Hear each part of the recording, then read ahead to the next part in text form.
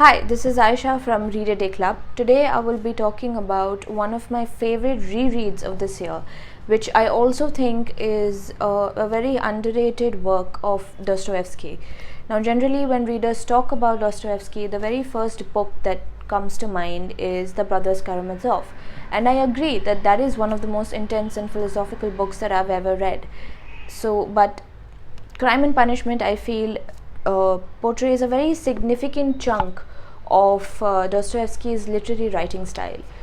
Now, Crime and Punishment is a very thought provoking and psychological book. It is a depthless void, and it offers up such an accurate and transparent vantage point of human suffering and guilt. Granted that much of Russian literature is serious and talks deeply and psychologically about human suffering, and that to readers and admirers of such heavy literature is nothing new. But Dostoevsky is unique. His writing is special in that his characters are able to inhabit such extraordinarily ordinary positions in society. Now, Crime and Punishment comes very close to the nihilistic groundwork of the philosophy of the extraordinary man. In the book, the protagonist talks about the philosophy in which the world is divided into ordinary and extraordinary men and women. The point is to categorize ordinary people as puppets who are devoted to discipline and order. And because of that, they are deprived of intellectual, creative, and spiritual faculties. And on the other hand, you have the extraordinary man who is more intellectually aware and independent. So he gets to exercise his freedom in order to elevate humanity no matter the cost. Now, in such a society, the ordinary man sacrifices his free will and personality, whereas the extraordinary man's actions are pardoned and perhaps even justified, especially when the ends are noble. Now, the moral and aesthetic context of what is noble and isn't in such a society are very subjective.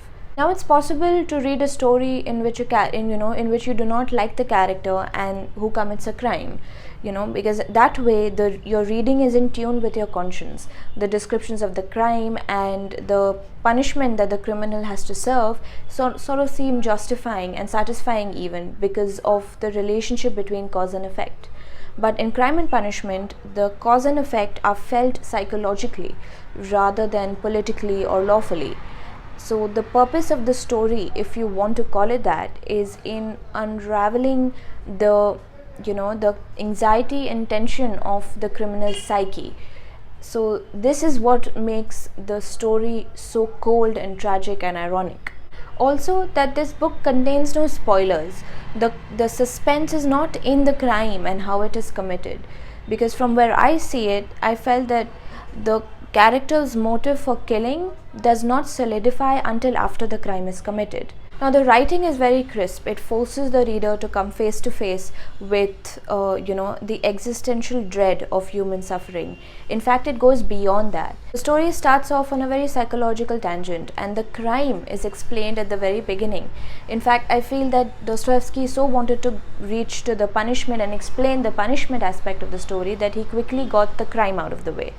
Existence for someone who is acutely aware of existing can be dreadful, and one of the key themes of the story is that existential dread. You are reading about a nihilist who harbors such an inflated perspective of good versus evil. Crime can often be read as a public affair stemming from a place of disgust, hatred, envy, or even contempt.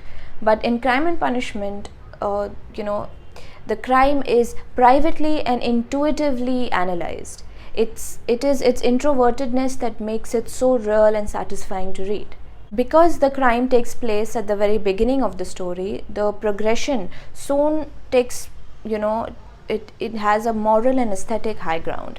You're reading about a man's inner turmoil as he continues to punish himself at every turn because of what he's witnessing and also because of what he's done. His reasoning fails himself at every turn, but then there are moments when he suddenly restores his sanity and longing to atone for humanity. Fast deterioration of society, the cold indifference of the people towards poverty, and the prostitution of a self for hedonistic gains and desires. All this is brilliantly executed as a part of the story. You read the story and how you understand it are constantly shifting.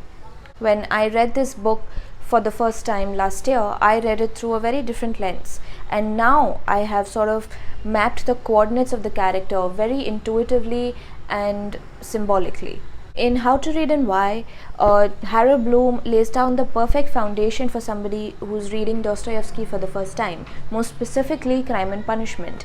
In it, he says that Dostoevsky's writing is harrowing because, much like Shakespeare, it alters our consciousness. On that note, I would like to end this video with a quote. This, I think, is very characteristic of the protagonist and his vision of himself, how he internalizes his actions and other people's actions as a striking reflection of his own conscience and guilt. So whatever he is exposed to in the story sort of elevates that narrative and helps the reader understand more deeply as to why the crime was committed. Your worst sin is that you have destroyed and betrayed yourself for nothing. Don't be overwise. Fling yourself straight into life without deliberation. Don't be afraid. The flood will bear you to the bank and set you safe on your feet again. This is Aisha from Read a Day Club, and I hope you enjoyed this video. And if you have any thoughts regarding the book, please do leave a comment below.